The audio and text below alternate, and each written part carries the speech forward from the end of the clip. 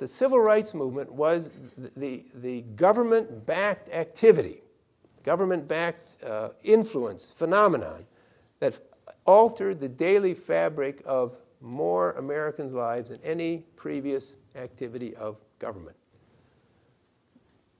After a few years, that particular expansion of federal government power was accepted by almost all segments of American society. However, the expansion of central government authority on other matters was not.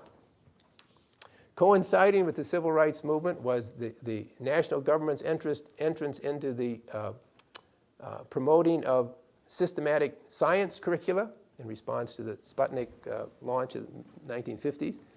These new curricula, just by the merest back of the hand, sometimes mentioned evolution and became a spark for controversy in many localities in the country.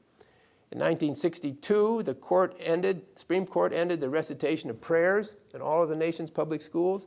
1963, it stopped devotional readings from Scripture in all public schools. Recently read in a very fine new book from Princeton University Press by Kent Greenewalt that there were more protests to the court on these two decisions about prayer and devotional readings from Scripture than there had been to the Brown versus Board of Education decision in the 1950s. Then in 1973 came the historic ruling Roe versus Wade, which guaranteed a woman's right to abortion. This decision galvanized Roman Catholics and eventually conservative Protestants and actually pushed them together in ways that helped to overcome the long-standing and virulent relationships between Catholics and conservative Protestants in American history.